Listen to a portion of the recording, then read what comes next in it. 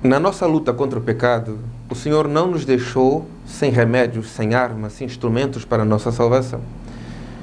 No dia do temor, nessa via purgativa, o grande remédio das nossas almas é o sacramento da confissão.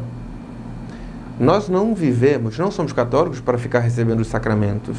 Nós somos católicos para ficar confessando. A confissão é um instrumento, aí sim, para atingirmos a nossa meta, que é a união com Deus pelo amor.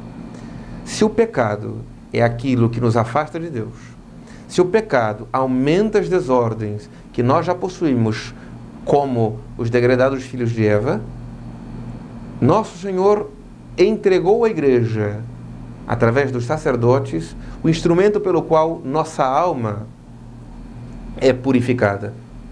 Esses instrumentos são os sacramentos. Dentre eles, a confissão sacramental é o meio mais importante para a purificação dos nossos pecados. Mas para isso, nós precisamos saber nos confessar bem. Porque senão, utilizar um instrumento, se eu pegasse um violão e começasse a tocar um órgão ou piano sem sabê-lo, um desastre.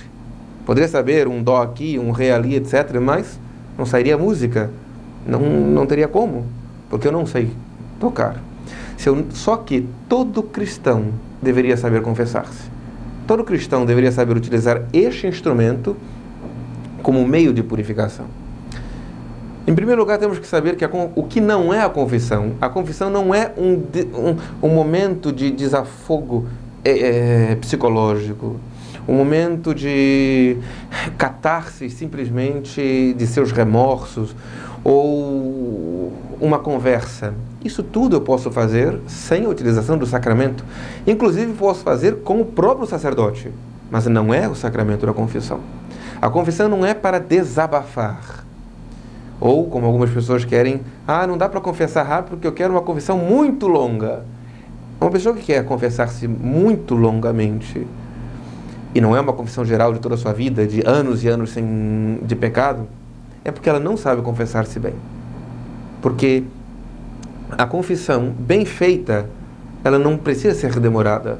Ela precisa somente seguir os passos de uma boa confissão. Esses passos dessa boa confissão, basicamente, são 5. O primeiro é o exame de consciências. Ou seja, a alma confrontando-se com a vontade de Deus, e para isso pode ajudar, por exemplo, o repasso dos 10 mandamentos. Há bons livros e manuais de oração que trazem bons exames de consciência para a confissão, completos, etc. O exame de consciência que nos faz reconhecer nossos pecados. E percebemos que às vezes é mais fácil notar, perceber e acusar os pecados do próximo do que os nossos próprios pecados. Porque sempre nos justificamos. Sempre encontramos justificativas para aquilo que fazemos. Às vezes, as mesmas situações que nós acusamos alguém, aquelas mesmas situações e circunstâncias, quando nós somos os autores daquelas ações, a eles acusamos e a nós nos absolvemos. Daí que aquele ditado diz que toda pessoa é bom juiz em causa própria. Se nós tivéssemos que nos julgar a nós mesmos, poderíamos ter feito o que fôssemos, nos absolveríamos. Ou daríamos a pena menor, como daríamos por qualquer outra coisa mais simples. Se fosse o julgamento, talvez, da sogra, ou de uma pessoa que eu não goste, aí que vai ser as penas piores, senão até pena de morte, sabe-se lá. Nós precisamos de fazer esse exame de consciência. Perceber o que em nós não está de acordo com Deus. Com clareza, com transparência. Para isto é necessário a ajuda da graça. Por isso é necessário rezar. Pedir a ajuda ao Divino Espírito Santo que nos ilumine. Que nos faça reconhecer realmente o que em mim não agrada a Deus. O que eu fiz que ofendeu a Deus. O que eu estou fazendo agora que não está de acordo com os planos de Deus. Sem nenhum tipo de panos quentes. Um exame claro de consciência. E então, do exame de consciência, brota para a verdade, para a validade desse sacramento, para que seja útil a recepção do sacramento, o arrependimento. Ou seja, ao percebermos os nossos pecados, arrependermos. E o que é arrependimento? Não é simplesmente um remorso daquilo que eu fiz. É entender que aquilo ofendeu a Deus. É entender aquilo que eu não poderia ter feito, mas fiz.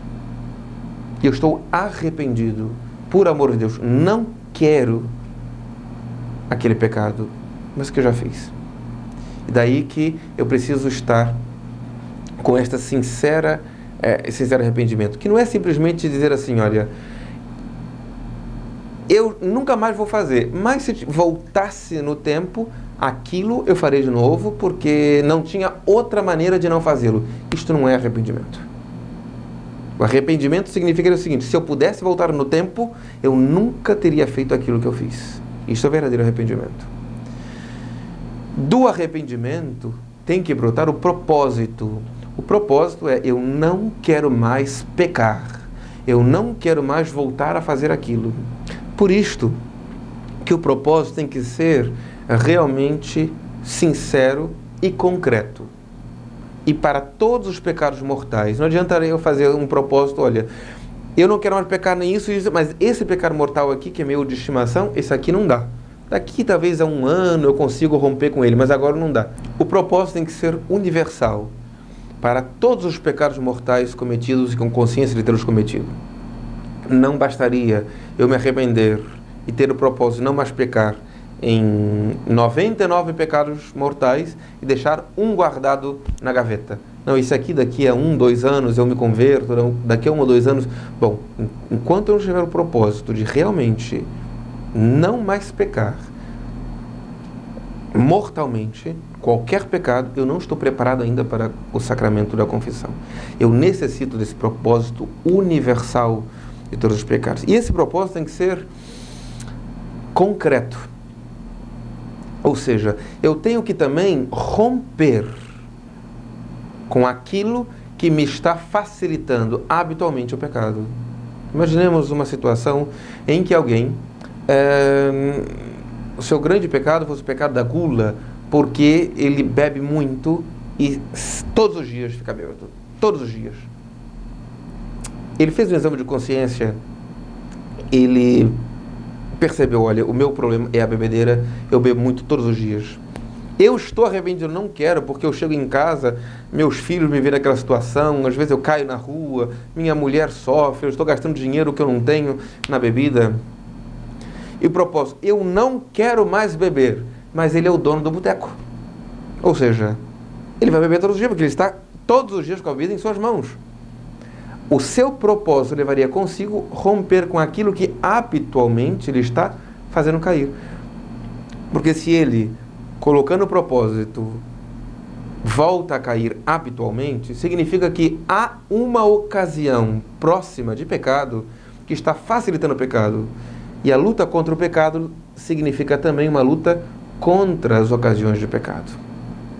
Exame de consciência, arrependimento, propósito.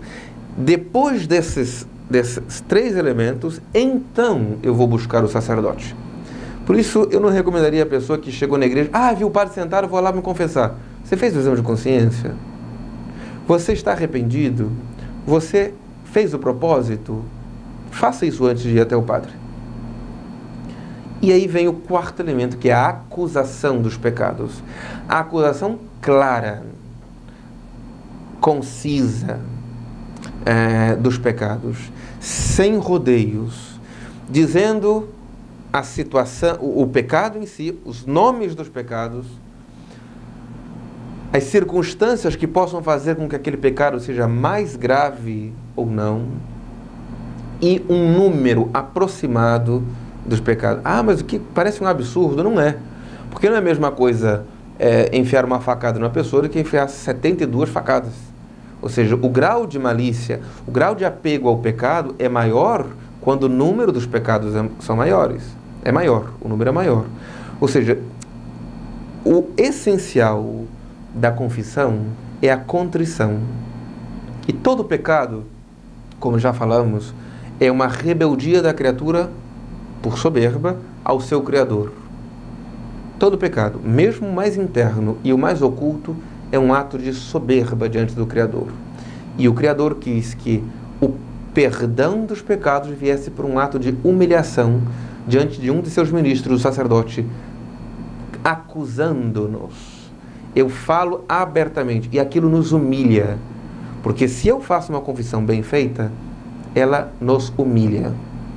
Dizer os pecados com seus nomes e sobrenomes, o que são, às vezes os números, que são às vezes muitos, as circunstâncias que podem fazer com que algo seja ainda mais grave, isto nos humilha, mas é a condição para que aquela graça que virá da absolvição nos reerga de maneira muito maior. Porque a graça, ela age em todo pecador arrependido. Porém, quanto maior o grau do arrependimento do penitente, maior será a graça que virá do sacramento. E por último, a penitência que o sacerdote coloca, que é uma maneira de, junto pela ação sacramental, aquelas orações ou pequenas obras de caridade, ou seja, o que o sacerdote, o confessor impor, ajude na purificação do coração. Uma Ave Maria rezada fora da penitência sacramental e uma Ave Maria imposta como penitência do sacramento da confissão tem graças distintas, porque esta Ave Maria aqui participa da graça sacramental, então ela tem um poder de purificação do coração muito maior do que aquela Ave Maria que eu, por devoção, tenho feito. Então, na luta contra o pecado, na luta pela purificação do nosso coração, nessa via purgativa, adentrando o castelo da nossa vida interior, é necessário buscar e viver bem o sacramento da confissão.